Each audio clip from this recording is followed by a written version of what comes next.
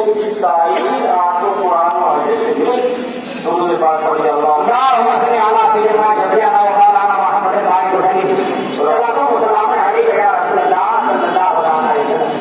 اسی سلسلے میں لکھ دیا کتاب میں گرو گھنٹال کا جس کا نام محمد یا علی وہ کسی چیز کے مالک و مختار نہیں.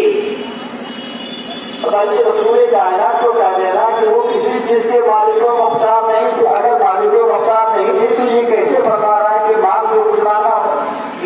مصالح سلام کیوں کہہ رہے ہیں کہ اس سے کیوں مانگ رہے خدا سے پتا ہی چلا کہ غیر اللہ سے مانگنا صرف نہیں ہے جیسا کہ لوگوں کا عقیدہ ہے. یہ کہنا غلط ہے کہ غیر اللہ سے مانگنا صرف ہے. لہٰذا آپ کو ایسے کہنے والوں سے تو بچتے رہنا ہوگا. بے شک حضرت موسیٰ بار بار اس عورت سے بوڑھی عورت سے فرماتے ہیں ارے جنت میرے بوڑھی اتنا بڑا سوال کیوں کر رہی ہے؟ کہا کہ نہیں میری شرط تو آپ نے منظور کر لی ہے مجھے تو جنت میں وہی مان چاہیے جس میں آپ کیسے کٹے گی. میرے موسیٰ علیہ السلام معذرت کرتے رہے امیر و یہ الہی لے کر خداوندی لے کر حاضر ہوئے اور اللہ نے فرمایا کہ موسیٰ اس نے تمہارا نقصان کیا ہے تو ان کی شرط کو نہیں منظور.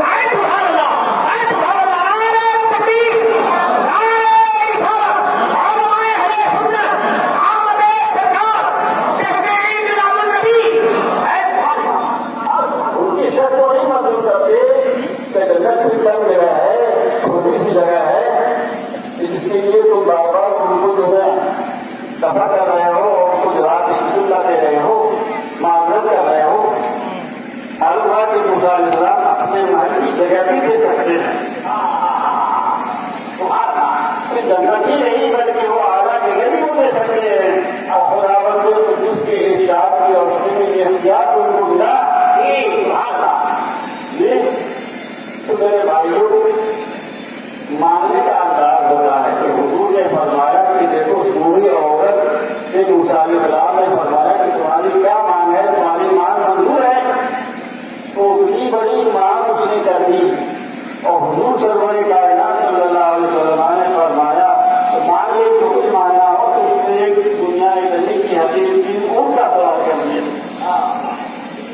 معلوم کہ ہر شخص کی سوچ الگ الگ ہے. کوئی دنیا کا دربار ہے اور کوئی آخرت کا دربار ہے. ہر دنیا پانی کی دنیا کی طرف بھی پانی اور اقبا باقی ہے جو اقبا کی طرف کرنے والے بھی باقی رہیں گے. میرے بھائیوں دیکھتے ہیں حضرت محمود سنانی نے سلطنت کو دار پانا سنان کی سلطنت تھی فقیری کی راہ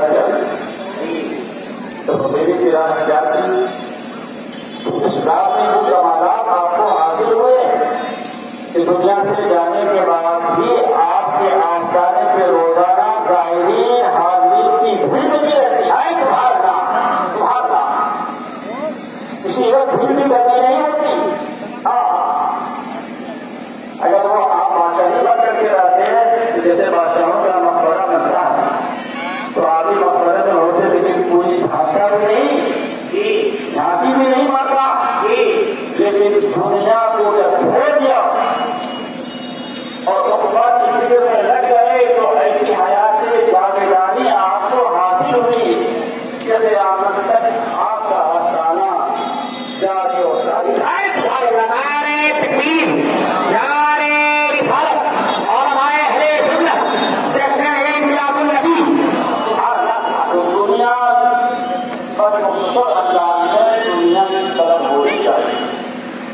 ایسا نہیں کہ دنیا ہی میں ڈوب جائے.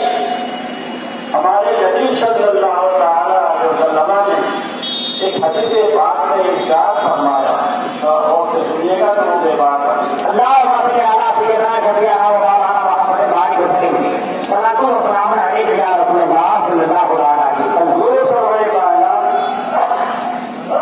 صلی اللہ تعالی علیہ وسلم حدیث میں فرماتے ہیں اب دنیا والآخرت و برزان. دنیا اور آخرت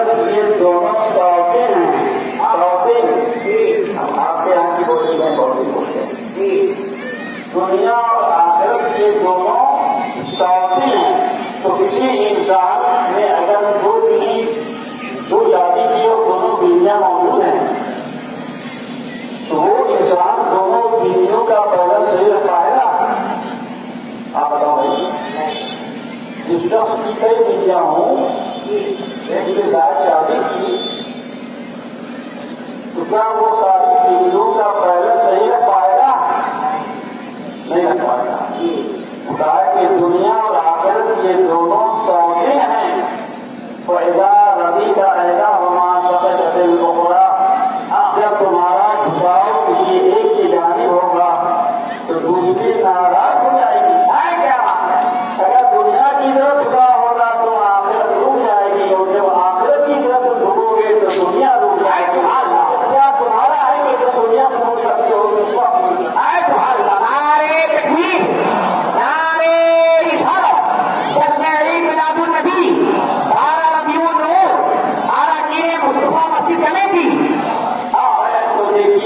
اللہ تعالیٰ ہمیں اور آپ کو توفیق عطا فرمائے کہ ہمارے دل و دماغ میں آخرت کا جذبہ خالق رہے اور دنیا کا جذبہ مغلوب رہے. واخر دعوانا الحمد للہ رب العالمین. آپ کو کسی جھکے تقدیر آفت کے لیے ان کا رسول اللہ